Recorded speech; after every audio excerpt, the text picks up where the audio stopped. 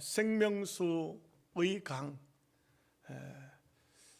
우리가 하나님의 나라 또 하나님의 세계 이것을 말씀할 때 보면은 강에 대한 말씀 많이 하시죠. 예수님께서도 누구든지 목마르거든 내게로 오라. 또 사마리아 수가성 우물가의 여인을 향해서도 네가 주는 물을 먹으면 다시 목마르지만 내가 주는 물은 목마르지 아니한다. 영원토록 내 속에서부터 생수의 강이 흘러나겠다. 에스겔서 47장에 보면 에스겔이 환상 중에 성전을 보니까 성전에서 물이 흘러나오는 것입니다. 물이 흘러나온다. 이것은 생명을 상징적으로 말합니다. 생명수가 하나님의 성전에서부터 나온다. 천당이 어떤 곳이냐, 여러 가지로 말할 수 있지만 하나님의 보좌가 있고 하나님의 보좌에서부터 생명수 강이 흘러나온다. 여러분, 이 세상에 사람이 사는데도 강을 중심으로 사람들이 살고 있어요. 물가에 사람들이 살고 있습니다. 물이 없는 지역에는 못 살아요. 사막을 횡단하던 사람도 오아시스, 물이 있는 장소를 만나면 사는 겁니다. 물이 없으면 자동으로 원망불평하도록 되어 있습니다. 성지순례에 가보면은 출애굽기에 나오는 그 엘림, 그 지역이 정확히 엘림 지역인지는 알 수 없지만 가이드는 그냥 여기쯤이 엘림이라고 이렇게 말합니다. 그 종려나무 70조가 있고 샘이 있었다 이거죠. 근데 그 샘을 들다 보니까 물이 있긴 있는데 물이 오염이 돼가지고 먹을 수는 없더라고요. 그런 곳이 있어요. 있는데 지금은 아마 정확히 내가 물어보지는 않았지만 거기 있는 사람은 그 물 아니라도 더 좋은 물을 먹고 있는 것 같더라고요. 그 이스라엘 나라가 실제적으로 보면 그래요. 지금 보면은 그 스웨즈 운하를 막아가지고 운하에서 물이 아주 맑고 깨끗한 그 물을 전부 이스라엘 천지로 다 보내요. 또 요단 강물을 막아가지고 요단 강물이 요르단하고 이스라엘하고 6.1 전쟁할 때 요르단, 애굽, 시리아 이 세 나라가 이스라엘과 함께 싸움을 벌였는데 싸움을 벌리고는 그 사람들이 먼저 시작해놓고 그 사람들이 망했어요. 다 뺏겨버렸어요. 다 뺏겨버려가지고는 지금은 요르단 지역으로는 물이 한 방울도 안 가요. 전부 이스라엘, 그 땅이 이스라엘 땅이 다 되어버렸어요. 그 이스라엘 사람들은 그 물을 가지고 와가지고 전 국토에 물을 다 뿌려요. 그 묘한 것은 요르단 땅에 가면 전부 사막이에요. 사막. 막 참 엉망이에요. 엉망 한마디로. 시리아도 마찬가지야. 애굽은 나일강이 있으니까 좀 다르긴 한데 그래도 애굽 사람들은 또 그렇게 그 물을 땡겨 올 만한 그런 능력이 안 돼요. 돈이 없어요. 그러니까 이스라엘은 어떻게 하냐면 이스라엘은 이스라엘 땅에 딱 들어가면 야, 젖과 꿀이 흐르는 땅 맞네. 어떻게 이렇게 나라가 푸르고 꽃이 피고 좋을까? 근데 그게 아니에요. 그게 아닙니다. 스웨즈 운하 막아가지고 물 들어오죠. 요단강물 막아가지고 그 물이 전부 이스라엘 전 국토에 물을 스핑쿨러를 만들어가지고 온 산에도 온 산이 사막화된 산 그런 데를 물을 다 뿌려요. 그리고 거기에 나무를 사람이 심어가지고 온 산천이 푸르고 꽃이 피고 그렇게 되어 있어요. 똑같은 사막인데 물이 들어오면은 온 세계가 푸르러지는 거예요. 그리고 예수님께서 하신 말씀이 종말이 언제냐고 제자들이 물을 때 이런 말씀을 하시죠. 무화과 잎이 푸르고 들랑 여름이 가까운 줄 알라. 그 유대인들은 그걸 기억하고 있어요. 유대 나라가 무화과예요. 그 나라의 무궁화가 무화과예요. 근데 이 무화과가 푸르면 여름이 가까웠다는 것은 어린아이도 다 아는 사실이지만 평범한 말씀을 가지고 주님께서 하신 말씀은 무화과가 푸르면 여름이 가까웠다. 우리로 말하면 비유하자면 감나무 잎이 푸르면 여름이 왔다. 막 이렇게 우리 그렇게 말하는 건 평범한 얘기 다 알죠. 그런데 실제적으로는 이 말은 이스라엘 나라가 푸르러지거든, 이스라엘 나라가 회복이 되거든, 이스라엘이 완전한 회복이 되면, 영적으로 육적으로 회복이 되면 주님이 오시겠다, 이 말씀이거든요. 이스라엘 가보면 깜짝 놀랍니다. 완전히 푸릅니다. 왜요? 생명수 강물이, 생명수가 전 국토에 흐르고 있는 겁니다. 나라가 사는 거예요. 우리나라는요 진짜 좋은 나라예요. 진짜 좋은 나라입니다. 대한민국 사막이 있어요? 사막 없잖아요. 저 중국 보십시오. 중국의 국토의 몇 퍼센트입니까? 엄청난 사막이 있어요. 그 사막에 바람이 부니까 우리나라에까지 미세먼지가 온 하늘을 뒤덮잖아요. 대한민국 그런 데가 어디 있어요? 사람이 무분별하게 막 개발을 한다고 산을 깎아내 가지고 좀 문제가 있기는 있죠. 태양광 발전소 만든다고 해가지고 산을 막 깎아가지고 이거 어떻게 하려는지 모르겠어요. 다음 정부가 보수 쪽에서 들어오면 이거 복구할 수 있을는지 모르겠어요. 너무너무 산을 많이 깎아놨어요. 차 타고 다니다 보면은 하도 국민 여론이 안 좋으니까 이제는 태양광 발전소를 사람 눈에 보이지 않는 장소에 갖다가 만들라고 하는데, 대한민국이 이렇게 하면 산 다 벗겨요. 이렇게 하면 안 돼요. 근데 참 몰라도 한참 모르는 겁니다. 몰라도 한참 모르는 것이, 다른 나라는 대한민국 같은 이런 나라가 없어요. 예? 그러니까 저 일본도 하산섬이잖아요. 일본도 그렇지 않아요. 막 어떤 데는 땅이 시커머요. 전 국토가 막 어떤 데를 가면 막 시커먼 흙이라고. 그런데 대한민국은 그런 데도 없어요. 말하자면 불로 태워놓은 재가, 그 검은 재가 있는 그런 게 대한민국에 어디 있습니까? 없죠. 너무너무 깨끗한 대한민국 좋은 나라, 금수강산, 이렇게 말하잖아요. 이스라엘 땅에 가보면 완전히 금수강산인 거는 사람이 그렇게 만들었어요. 전 국토를 그렇게 사막이 거의 없어요. 그게 뭘 말하느냐 하면은 여름이 가까워왔다는 거예요. 주님이 오실 때가 가까이 왔다는 것입니다. 여러분, 굉장히 중요한 것이 이 세상에도 모든 곳에 물입니다. 물이 있느냐 없느냐. 건강한 사람이 어떤 사람인지 아세요? 물 잘 먹는 사람이 건강한 사람이에요. 제가 찾아보니까 어떤 게 있느냐 하면은 그 미국 국립건강연구원에 따르면은 물 잘 먹으면 질병 3분의 1을 없이 할 수 있다. 물 잘 먹으면은 우리 몸에 있는 병 3분의 1은 다 고친다. 사람 몸에 물이 몇 퍼센트 될까요? 70%. 여러분들 양복 입고 이렇게 가만히 앉았으니 그렇지, 뼈가 있고 이러니까 그런데 사실은 물주머니가 앉아 있는 거예요. 물주머니. 흔들어 보세요. 출렁출렁 안 하는가?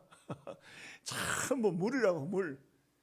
심지어 뼈도 그 속에 물이 들었어요. 뼈에 물이 마르면 그것도 엄청난 병이 돼요. 물이라는 것이 얼마나 중요한지 몰라요. 그런데 좋은 물, 이 좋은 물을 먹으면 건강하죠. 하나님의 보좌가 어떤 곳이냐? 물이 흘러나오는 곳이라. 아이고 뭐 별거 아닌데, 천당에 가도 별거 아닌 것 같으네. 아닙니다. 그 물이, 이 지상의 물들은 사람이 막 완전히 무분별하게 개발하다가 보니까 잘못해가지고 또 오염을 시키다 보니까 먹을 물이 제대로 없잖아요. 영양에도 여기 80골 들어가다 보면 전에 약수터 있었어요. 우리 그때 처음 제가 영양 와서 할 때는 거기 물 길러 먹었어요. 근데 어느 날 갑자기 물 먹지 말라고 딱 써붙여놨어요. 왜? 대장균이 나온다. 대장균 나온다. 소장균 나온다. 그 위에서 내려올 것도 없는데 하면 물이 이게 오염이 돼서 못 먹는 거예요. 약수터. 우리 그 요양원 있죠? 요양원 거기도 약수터가 있었대요. 약수터가. 옛날 사람들이 거기 물이 얼마나 좋았던지 그 물 먹으려고 영양 있는 사람들이 전부 그 약수물을 갖다 먹었다는 거예요. 근데 거기다가 물을 박았어요. 안반수 엄청 깊이 땅을 파가지고 그 산 그 높은데 거기 땅에 펌프를 박았잖아요. 박아 물을 빼올리는데 물이 굉장히 좋은가 봐요. 그 요양원에 들어온 할아버지 한 분이 저한테 그래요. 목사님, 제가 암 환자인데요. 병원에서 곧 죽는다 했는데 요양원에 왔는데 어느 날 화장실을 갔는데 내가 뱃속에 들어있던 게 싹 다 빠져나왔어요. 싹 다 빠져나왔다. 그리고 몸이 가벼워졌다. 내가 보니까 그 할아버지는 100살 이상 살게 생겼어요. 건강해. 암 환자들이 들어오면 다 나서 뿌리더라고요. 또 전부 또 우리 요양원으로 오지는 마십시오. 하여간 물이 좋아요. 물 잘 먹으면 건강하다. 하나님의 보좌는 어떤 곳이냐? 천당에서는 물이 흘러나온다. 생명수 강이 흘러나온다. 그래서 그곳이 바로 생명수 강이 있다는 것은 영원한 생명이 주어지는 곳이라는 것을 상징적으로 말해주고 있는 것입니다. 참 요한계시록이 이제 오늘 하고 다음 주일날 저녁하고 나면 마치는데 한 번 더 되돌아가서 한번 새로 해야 안 되겠나 싶은 생각. 너무 아쉽네요. 22장밖에 없어서 너무 아쉬워요. 1절 말씀 다 함께 같이 읽겠습니다. 또 그가 수정같이 맑은 생명수 강을 내게 보이니 하나님과 및 어린 양의 보좌로부터 나왔어. 옛날에 우리가 그 부흥회 같은 데 가면 이런 노래 불렀어요. 수정같이 맑고 맑은 유리바다는 하나님의 보좌 앞에 그곳이로다. 유리바다 건너편에 섰는 성도들 그것 또한 유리같이 맑고 맑도다. 그만큼 하겠습니다. 다니엘 김 목사가 설교를 듣다 보니까 무슨 말을 하냐면, 여러분 내가 찬송가를 가사를 하나 불러드리겠습니다. 내가 노래를 불러야 되는데 다른 건 다 되는데 노래가 잘 안 됩니다. 그 내가 속으로 다니엘 김 같은 그런 유명한 부흥사도 노래가 잘 안 되는구나. 나도 희망이 있다. 그 사람도 안 되고 나도 잘 안 되니까 희망이 있다. 참 하나님의 나라, 주님의 세계, 수정같이 맑고 맑은 유리바다가 있다. 하나님의 보좌, 그것이 바로 유리바다다. 참 그 하늘나라에는 바다가 없다고 했는데 한 가지 바다가 있기는 있다. 유리바다, 맑은 생명수 강이 흐르는 유리바다라. 유대인들은 물이 좀 많은 지역을 보면 전부 바다라고 그랬어요. 우리는 바다하고 강하고 분명히 이렇게 구분이 되어 있지만 유대인들은 물이 좀 많으면 호수도 바다다 이렇게 말, 갈릴리 바다 이렇게 말하는데 사실은 게네사렛 호수, 이런 게네사렛, 또 다른 말이 무슨 말을 합니까? 디베리아. 근데 이거는 디베리아 하는 거는 이거 아주 로마의 황제 중에 유대 나라를 점령했을 때 디베리우스 황제가 그 당시에 이스라엘을 다스렸거든요. 그러면서 갈릴리 바다를 보니까 너무 맑고 좋은 거야. 그러니까 이거는 내 거다. 디베리우스, 디베리아 바다가 된 거예요. 무슨 말인지 아시겠죠? 그래서 디베리아 바다라는 말은 사실 성경 기자가 기록은 했지만 유대인들은 별로 안 좋아하는 소리예요. 로마 황제가 건방스럽게 하나님의 성지에 와가지고 그 바다를 향해서 그 유대인들이 좋아하는 갈릴리 바다를 사실 게네사렛 호수인데 이곳을 자기 이름을 따가지고 디베리우스가 디베리아 바다라고 이렇게 불렀다 이 말이죠. 바다라는 것은 참으로 귀한 곳이고 좋은 곳이에요. 그래서 하나님의 나라도 바다가 있다. 그래서 여기 보니까 맑은 생명수의 강을 보이니 하나님과 어린 양의 보좌로부터 나온다. 참 하나님의 보좌에서부터 생수의 강이 흐르더라. 근데 이 강이 흘러가는데 강의 특징이 나오잖아요. 2절 말씀 다 함께 같이 읽어보겠습니다. 길 가운데로 흐르더라. 강 좌우에 생명나무가 있어 12가지 열매를 맺되 달마다 그 열매를 맺고 그 나무 잎사귀들은 만국을 치료하기 위하여 있더라. 여러분, 그 강은 대체적으로 일반 강은 흘러가는 쪽으로 계속 물이 흘러가다 보니까 강이 된 것이죠. 물이라는 것은 아주 정직합니다. 물이라는 것은 절대 오르막으로 올라가는 법이 없습니다. 전부 밑으로 내려가도록 되어 있습니다. 그래서 어떤 정경 총회장을 지낸 옛날에 그 이성헌 목사님, 이제는 고인이 되셨어요. 근데 그분의 철학이 물철학이에요. 물철학. 그 무슨 말이냐면은 억지로 하는 것은 없어요. 전부 무엇을 하든 간에 물이 흘러가듯이 자기는 자기의 신앙과 자기의 목회 철학은 물이 흘러가듯이 한다. 물이 흘러간다. 물이 흘러가는데 누군가가 가로막아요. 그러면 가만히 멈춰요. 멈추면은 또 물이 계속 흘러내려와 가지고 거기 와서 이게 막은 장소에 와서 물이 쌓이잖아요. 쌓이면 넘어가는 거예요. 넘어가는 겁니다. 물철학. 저는 그 오래전에 그분의 그 물철학에 대한 글을 읽고 감동을 많이 받았어요.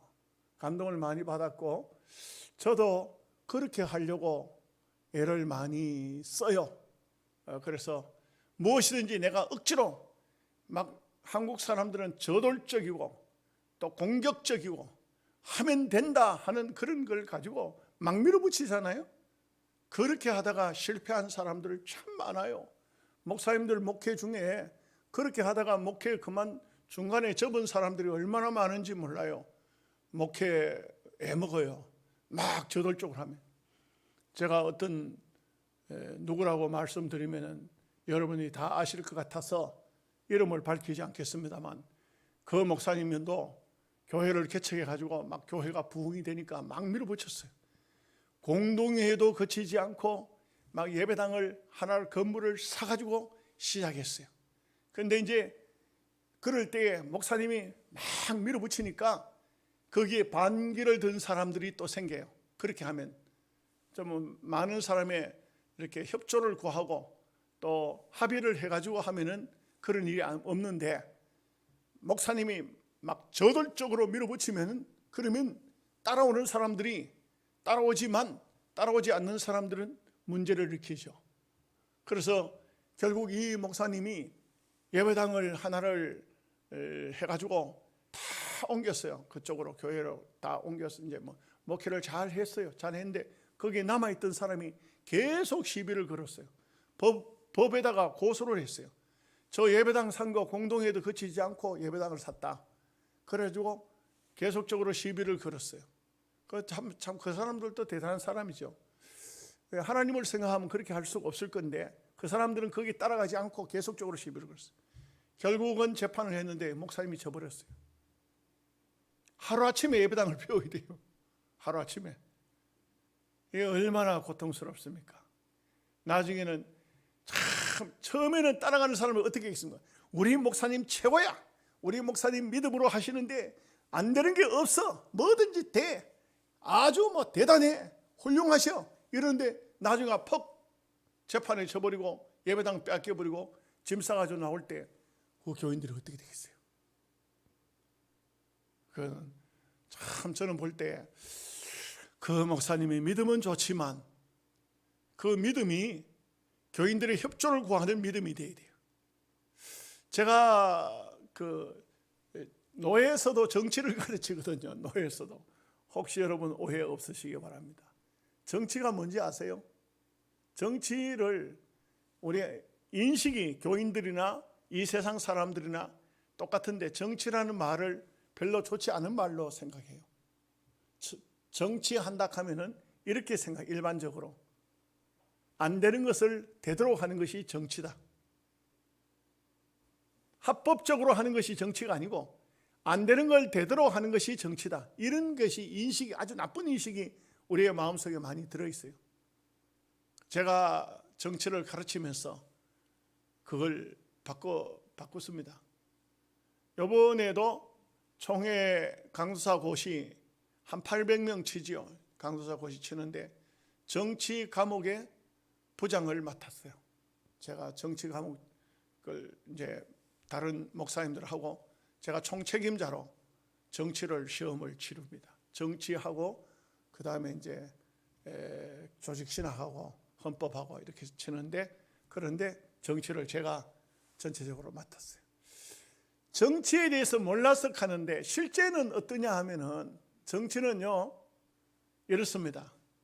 원래 이 정치가 만들어지기를 영국의 웨스트민스터 사원에서 120명의 목사와 30명의 장로가 40일 동안 집에도 못 가고 아무 데도 나가지 못하고 웨스트민스터 사원에 딱 150명이 앉아가지고 40일 동안 성경책을 갖다 놓고 깊이 연구하고 연구해서 성도들이, 교인들이 하나님의 나라 백성으로서 지켜나가야 될 것을 전부 준비를 한 거예요. 그게 교회 헌법이에요. 그렇기 때문에 교회 헌법이라는 것은 이렇습니다. 이 교회 헌법이라는 것은 첫째는 뭐냐면 지극히 성경적이어야 됩니다. 정치한다 할 때는 성경적으로 하라, 이 말입니다. 여러분 이해가 되십니까? 성경적으로 하라. 두 번째가 뭐냐면 민주적으로 하라. 민주적이라는 것은 모든 사람의 동의를 구하는 거예요. 민주주의입니다. 민주주의는요 독재주의가 아닙니다. 감독주의가 아닙니다. 민주주의는 갑자기 재직 세미나 하는 것 같은데, 이것은 민주적이라는 것은 전체의 동의를 구하는 겁니다. 그래서 만약의 경우에 토론이 붙게 되면은 합법을 따지면 어떻게 되냐면 51대 50이면 51대 한 표가 더 같은 쪽으로 50명이 몰아줘야 돼요. 그러면 50명은 반대했더라도 51명이 찬성한 정도의 결정이 되지면 결정되는 순간 하나님의 뜻으로 받아들여야 돼요. 그래서 반대했던 사람도 거기에 이제는 결정되는 순간 이제 그것으로 마음을 같이 합해야 돼요. 그래서 민주적이어야 된다. 그래서 이렇게 말합니다. 성경적이며 민주합법적이다. 이것이 장로교 정치 원리입니다. 그런데 이걸 자꾸 목사님들이 벗어나요. 어떻게 합니까? 믿음으로. 그건 우리 믿음은 하나님과 나와 관계가 믿음의 세계고, 공동체 속에서는 법적으로 해야 돼요. 공동체 속에. 무슨 말인지 아시겠어요? 법적으로, 법대로 해야 되는 법대로. 그런데 이 강가에 전부 생명나무가 있는데 12가지 열매를 맺대. 12가지 열매를 맺대. 이게 무슨 말입니까? 여러분 보십시오. 길 가운데 강이 따로 있는 것이 아니고 길로 물이 흘러요. 길로.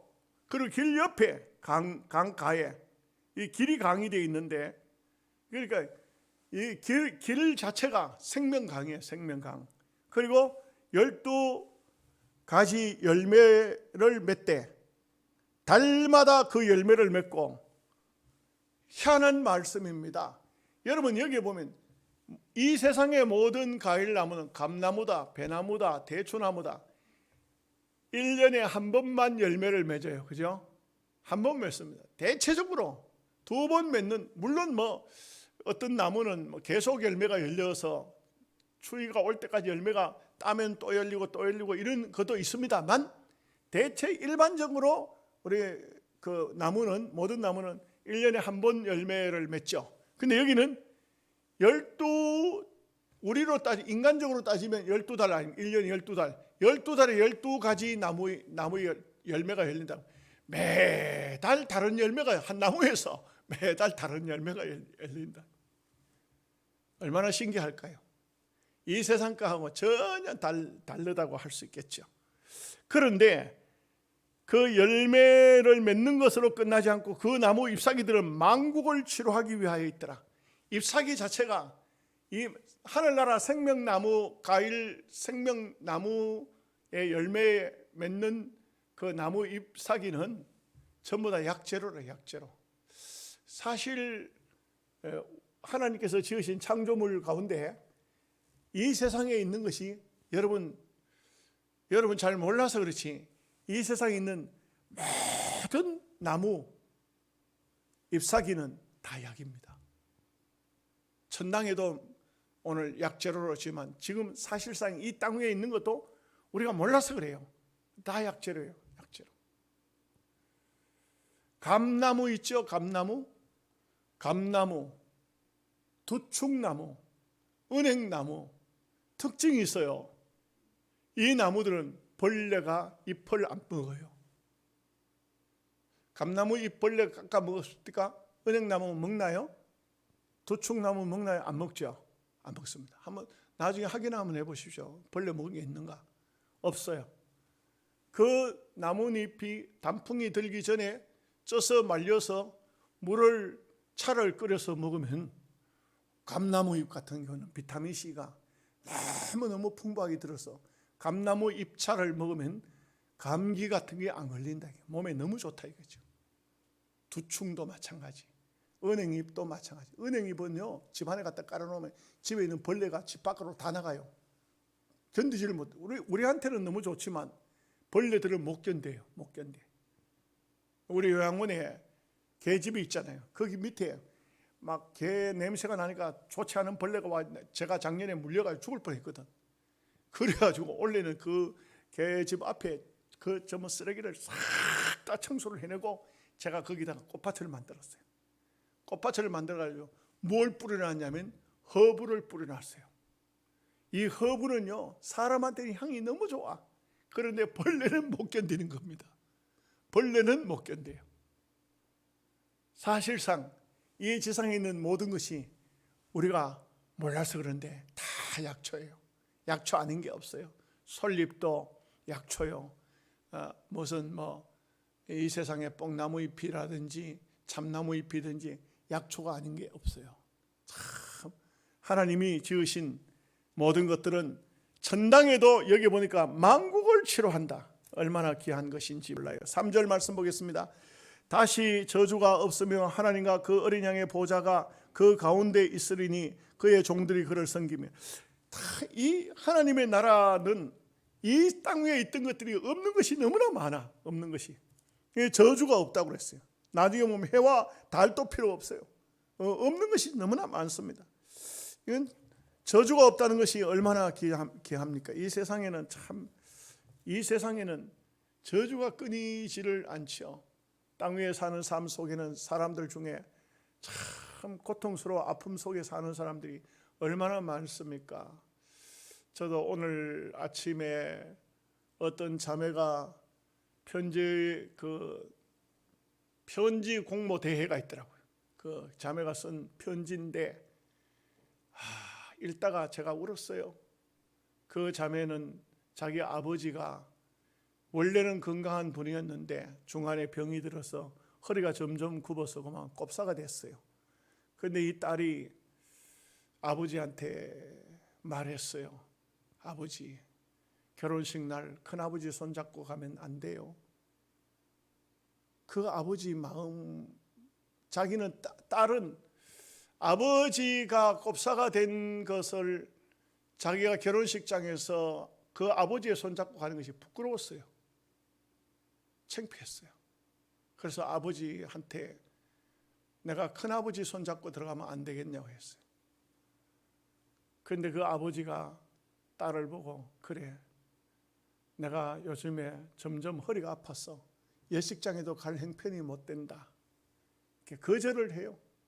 거절하고 큰아버지 손잡고 딸이 결혼을 했어요. 그 다음에 이제 깨달은 거예요, 딸이.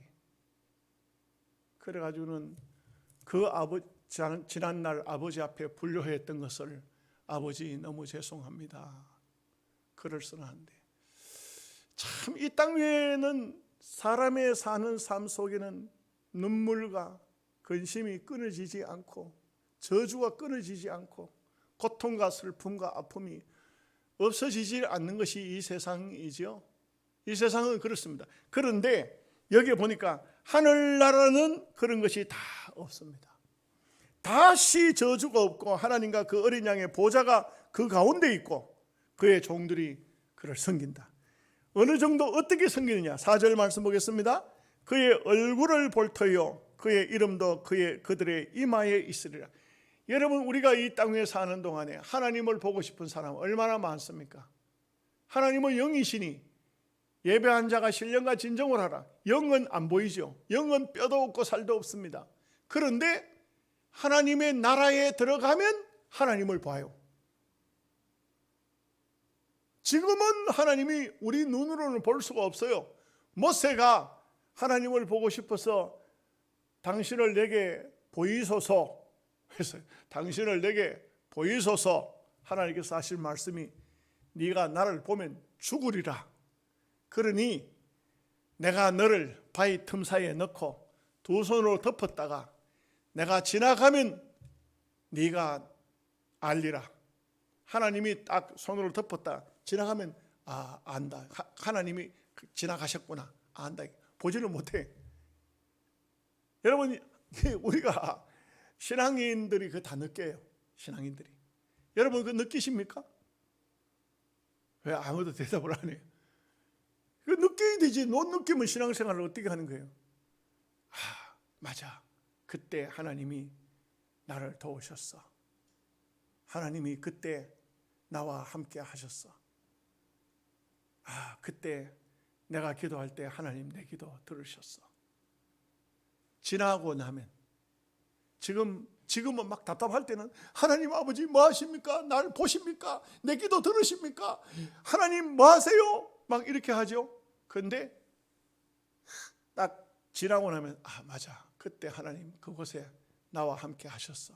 내 기도 들으셨어. 아멘이십니까? 너무 이거 언제 입에 마스크 언제 벗을란가요? 나 참 정말 내가 코로나 빨리 끝나야 된다가 이 집사람이 하는 말이 여보 코로나 안 끝난다. 나 안 끝나면 미친다 내가. 참 이게 보통 일이 아닌데 보통 일이 아니에요. 제가 지난번에 목사님 중에 한 분 하나님 왜 이러세요 하고 책 써서 저한테로 보내왔다는 얘기 했지 않습니까? 내가 그 책을 읽었어요. 읽는데 참 마음 아프더라고요. 아픈 게 뭐냐면 너무너무 행복했어요. 목사님이 한 교회 안에서 전도사님으로 있으면서 피아노 반주하던 자매하고 눈이 맞아서 결혼을 했어요. 너무너무 행복했어요. 자식도 낳고. 그런데 갑자기 그 사모님이 몸에 병이 났어요. 골수염 그리고 골수암. 5년 동안 병원에서 수많은 수술을 하고 수많은 고통 중에 이 목사님은 자기 말로 해요. 나는 정말 살아계신 하나님을 말씀으로 믿었는데 오죽 답답하면 그 사모 때문에 기도원에 가가지고 참 사모를 또 데리고 가가지고 기도하고 하는데 어디 기도원을 갔는지는 모르지만 기도원에 갔어도 마음의 충격을 너무너무 많이 받았대요. 왜 그러냐 하면은 기도원에서도 회개하라고 회개했으니 회개 안 하니까 이런 죄가 이런 병이 생긴 거라고. 기도원에 갔더니 막 완전 죄인 만들더라 그래요. 죄인을 만들고 그냥 막 몹쓸 인간을 만들더라 그래요. 그러나 아무리 회개를 한들 아무리 기도를 한들 5년 만에 사모님을 하나님이 데려가셨어요. 어린 애 외할머니에게 맡기고 너무너무 기가 막혀서 눈물도 안 나더래요. 하도 기가 막히니까 눈물이 안 나요. 그 목사님 대단하세요. 아직까지 결혼도 안 하셨더라고. 혼자 사세요. 왜 혼자 사시느냐? 한 번 결혼했으면 됐다는 거예요. 참 난 그럴 자신이 없는 것 같은데. 하여간 대단한 분이에요. 대단한 분. 그렇게 그런 분이지만 그렇게 신령한 분이지만 그렇게 거룩하게 사는 분이지만 그래도 그분이 기도해도 그 기도도 안 들어주신 것 같지만 하나님의 뜻은 분명히 계신다고. 인간적으로 볼 때 하나님 왜 이러세요 내한테? 하나님 내한테 왜 이러세요? 너무너무 힘들고 어려워서 하나님을 향해서 원망했지만, 그러나 분명한 것은 하나님께서는 더 좋은 생명수 강이 흐르는, 다시 저주가 없고 슬픔이 없고 눈물이 없는 그곳으로 미리 먼저 데려가신 것이죠. 참 마음이 아프지만 우리는 영원한 천국이 있으니 우리는 감사해야 되겠죠. 5절 말씀 같이 보겠습니다. 다시 밤이 없겠고 등불과 햇볕이 쓸데없으니 이는 주 하나님이 그들에게 비치심이라 그들이 세세토록 왕노로 하리로다. 하나님이 영원한 세계, 그곳에는 하나님의 빛이, 하나님은 빛 가운데 계신다. 야고보서에 보면 빛 가운데 계신다 했고, 모세가 하나님과 대면했더니 40일 동안 대면한 후에 모세도 그 빛을 받아가지고 얼굴에서 빛이 광채가 나서 일반인들이 모세의 얼굴을 볼 수가 없었어요. 모세가 막 빛이 나니까. 그래서 얼굴에 수건을 덮고 모세하고 이야기를 했다 하는 그 하나님 나라는 빛이, 하나님의 빛이 있다. 6절 같이 읽겠습니다. 또 그가 내게 말하기를 이 말은 신실하고 참된지라 주 곧 선지자들의 영의 하나님이 그의 종들에게 반드시 속히 되어질 일을 보이시려고 그의 천사를 보내셨도다. 여러분, 이 일을 요한이 모든 환상 계시를 보았는데 이 모든 일들은 반드시 될 일이라. 그 다음 절에도 7절 말씀 읽어보십시다. 같이 봅시다. 보라 내가 속히 오리니 이 두루마리의 예언의 말씀을 지키는 자는 복이 있으리라 하더라. 이 모든 말씀들은 우리가 이 말씀들을 영적으로 해석을 영해락합니다. 영해하지 않고도 우리는 이 말씀 속에서 가령 예를 들어서 자기 두루마리를 빠는 자는 복이 있도다 하면, 그러면 자기 행실을 깨끗하게 하라는 것이죠. 그리고 깨어있는 자, 깨어있는 자라 하면 우리가 영적으로 신앙이 깨어있는 것을 말하고 있죠. 이런 말씀 있는 액면 그대로 영적으로 해석 안 해도 액면 그대로라도 지키는 자, 고치는 자, 말씀을 보고 돌이키는 자, 이런 사람에게 하나님께서 말씀합니다. 내가 속히 오겠다. 속히 오겠다. 여러분, 이 땅 위에 사는 삶 속에는 많은 힘든 고통도 있고 아픔도 있고 여러분 마음속에도 쌓여있는 한들이 있죠. 주님 곧 오십니다. 조금만 더 참으시면 됩니다. 주님 곧 오십니다. 아니, 우리 시대에 주님이 안 오셔도 우리가 천당에 가서 보면 이 세상의 삶은 천국 영원한 세계에 비교하면 아무것도 아닙니다. 대단히 짧은 시간입니다. 이 땅에 사는 삶을 100년 살았다 해도 굉장히 긴 거 아닙니다. 잠깐의 세월일 것입니다. 더 열심히 더 아름답게 귀하게 사셔야 됩니다. 8절 9절 말씀 읽겠습니다. 이것들을 보고 들은 자는 나 요한이니 내가 듣고 볼 때에 이 일을 내게 보이던 천사의 발 앞에 경배하려고 엎드렸더니 그가 내게 말하기를 나는 너와 내 형제 선지자들과 또 이 두루마리의 말을 지키는 자들과 함께 된 종이니 그래하지 말고 하나님께 경배하라 하더라. 너무 좋았어요. 요한이 이 말씀들을 볼 때, 여러분, 우리가 가끔 기도하다가 주님의 음성을 들어도, 주님의 환상을 보아도 가끔 그렇게 신령한 신앙생활을 사는 사람이 그것을 깨닫게 되면 얼마나 기쁘고 얼마나 감사하겠습니까? 여러분, 내가 오늘 낮에 읽은 책인데요, 러시아에서 어떤 사람이냐면, 이 사람은 운동선수 출신이고 2,000명의 정예 부대에 속한 사람인데 거기에서 특별히 비밀 경찰로 차출받은 사람이에요. 그런데 2,000명 중에 몇 명을 차출하냐면 20명이에요. 20명의 차출된 비밀 경찰, 이 사람들이 뭐 하는 사람이냐면 기독교인 잡아 죽이는 거예요. 기독교인을 잡아 죽이는 겁니다. 그 기독교인들이 어디 가서 대체적으로 보면 11시에서 새벽 2시 정도, 3시까지 요 정도를 예배를 해요. 기독교인 러시아에서 예배를 하는데, 그것을 찾아내 가지고 가가지고 그 간증에 나온 데 보니까 막대기가 쇠를 속에다 쇠 막대기를 넣고 겉에다가 플라스틱으로 이렇게 만들어 가지고 천을 감았는데 이걸 때리면 두 번만 때려버리면 아무리 든든한 남자라도 다 기절해 버린다. 그러니까 뭐 몇 찰 때려버리면 그냥 다 말이 좀 죄송합니다만 다 뻗어버린 겁니다.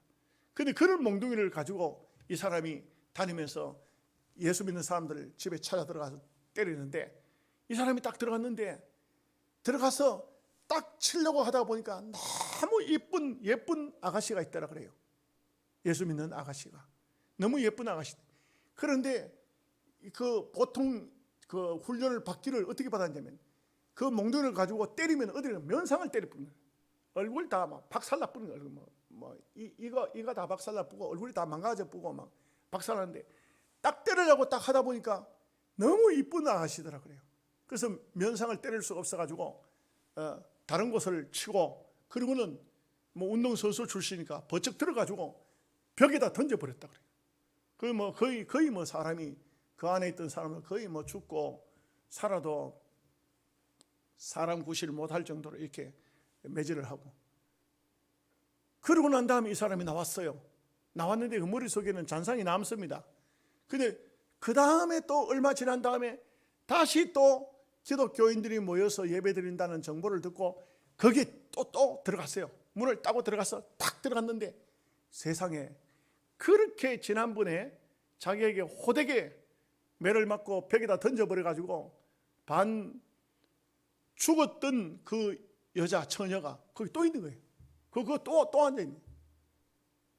이 사람이 또 때렸어요. 그러고 왔어요. 세 번째 갔는데, 예수 믿는 사람이 그 집을 딱 들어갔는데 또 있는 거예요. 그 아가씨가. 도대체 뭔 아가씨인지, 어떤 사람인지.